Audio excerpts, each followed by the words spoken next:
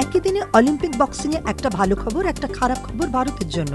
৭৫ কেজির বিভাগে বিজেন্দ্র সিংহ যেখানে কাজাকস্তানের ডানাবেক সুজানভকে হারিয়ে দ্বিতীয় রাউন্ডে পৌঁছলেন, সেখানে প্রথম রাউন্ডেই অস্কার ভালডেজের কাছে হেরে গেলেন শিব থাপা। ৩ রাউন্ডে এগিয়ে থেকে শেষ পর্যন্ত ১৪-১০ পয়েন্টে সুজানভকে হারালেন বিজেন্দ্র। শুরুতে কিছুটা রক্ষণাত্মক ছিলেন তিনি, যদিও সে রাউন্ডেও এগিয়েছিলেন তিনি। দ্বিতীয় রাউন্ডে আক্রমণাত্মক হন বেজিং অলিম্পিকে ব্রোঞ্জ জয়ী বিজেন্দ্র। বিজেন্দ্রর গতির সামনে স্বচ্ছন্দ ছিলেন না সুজানভ। তবে দিনের শেষটা ভালো হলেও শুরুটা মোটেই ভালো হয়নি ভারতের জন্য। শুরুর দিকে বক্সিং এর ইভেন্টে হেরে যায় ভারত। পুরুষদের বক্সিংয়ে ৫৬ কেজির বিভাগে মেক্সিকোর অস্কার ভালডেজের কাছে হেরে যান ভারতের শিব থাপা। শেষ হয়ে যায় ভারতের তরুণ তুর্কি শিব থাপার প্রথম অলিম্পিকের স্বপ্ন।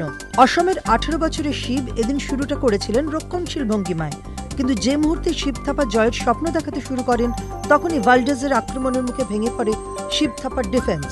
আর শেষের দিকে মেক্সিকোর ভালডেজের আক্রমণের কোনো জবাবই খুঁজে পাননি ভারতের তরুণ বক্সার। এবিপি আনন্দ।